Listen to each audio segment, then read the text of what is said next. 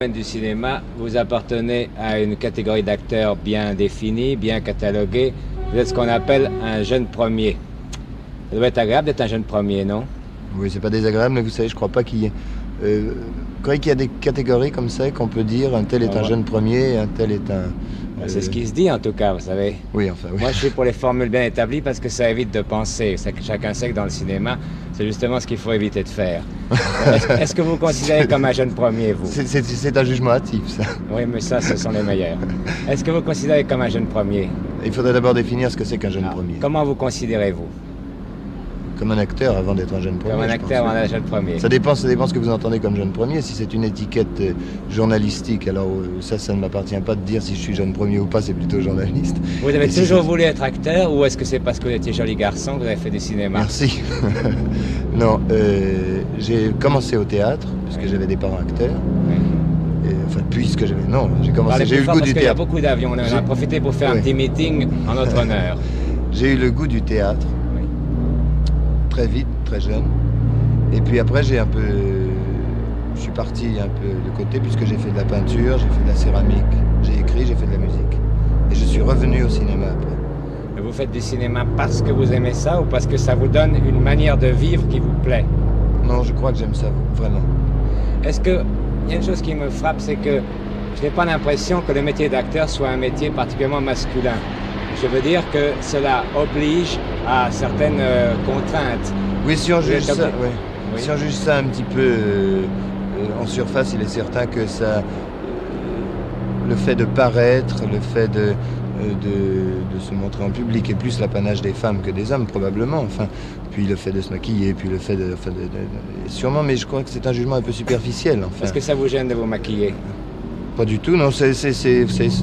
C'est comme un artisan ou un type qui ferait une tasse de café et qui voudrait pas faire la peinture dessus parce que ça l'ennuierait. Je crois que ça fait partie du métier, ce sont des contingences qui font partie. Je pense qu'il doit être difficile pour un acteur, justement, c'est d'avoir à solliciter pour des rôles, d'avoir à se déplacer, d'avoir à dépendre d'un tas de gens. En principe, un homme aime bien être indépendant. Or, les acteurs le sont rarement. Vous êtes un être assez indépendant. Comment est-ce que vous faites pour préserver cette indépendance? Oui, sûrement, j'ai un tempérament indépendant. Mais je crois que dans tous les métiers, enfin tous les métiers ont leurs obligations, et celui-là aussi. C'est pas le fait d'être dépendant de quelque chose que étant donné qu'on a choisi un métier, je crois qu'il faut le faire d'un bout à l'autre. C'est pas ça. Je crois pas que l'indépendance soit le fait de sortir quand on a envie de sortir, de prendre un verre quand on a envie de prendre un verre. C'est plus profond que ça, non, l'indépendance. Et comment est-ce que vous expliquez que nous n'ayons pas en France des acteurs comme par exemple William Holden, Dana Andrews, Robert Ryan, des acteurs justement qui n'ont pas l'air d'être des acteurs, qui ont l'air de rentrer dans le film un peu par hasard. Et c'est peut-être d'ailleurs pour ça qu'ils ont tellement l'air d'y être à leur place. Je crois que c'est inhérent au sujet et à une certaine école en Amérique qu'il n'y a peut-être pas en France. Enfin, en France, c'est beaucoup plus sur le plan individuel et personnel qu'on est acteur ou qu'on devient acteur. En Amérique, il y a des écoles, il y a une école de comportement, il y a la nouvelle école d'Elia Kazan. Enfin, oui, c'est ça. Et vous croyez que ça n'a pas toujours existé, que c'est nouveau?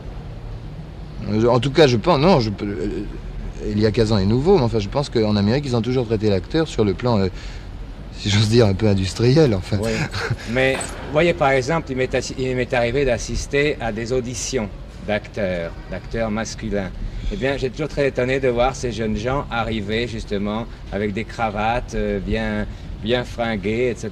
C'est pour moi que vous dites ça. Justement, c'est parce que vous n'avez pas de cravate que je le dis. Je trouve ça très sympathique. Vous ne seriez pas là sans ça. Ce genre d'acteur ne m'intéresse pas, justement.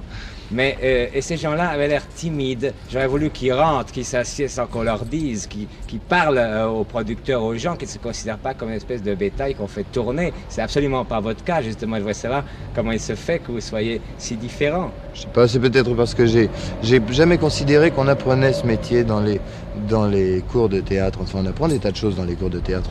Ne serait-ce que l'audace de se montrer en public. Mais je crois que c'est un métier qu'on apprend beaucoup en vivant, au contact des gens et en faisant toute autre chose que ce métier-là.